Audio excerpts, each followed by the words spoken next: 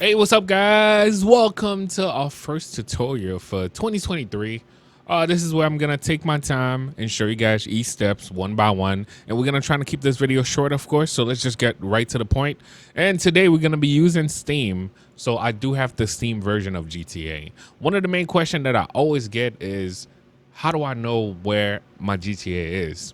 Now, you could go to your C drive, but the fastest way to actually find your GTA 5 is by right-clicking on your GTA 5, go to Properties, and go to Local Files, and then just click on Browse. And as you guys probably can tell, when I click on that, here's my copy. And from here, and right now I am making a mods folder, so we'll talk about that after. But in the meantime, this is how you find your GTA 5.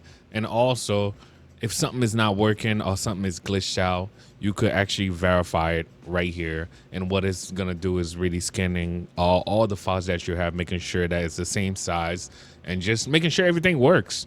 And then after that, you are all set.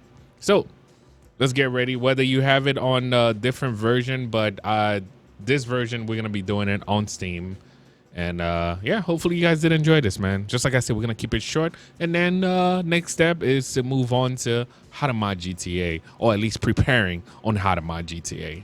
But anyway, you found your GTA folder, you know where it is, look at it, get a little bit familiar with these files, because this is what we're gonna be using, and especially with OpenIV. But yeah, this is what it looks like. Anyway, let's move on.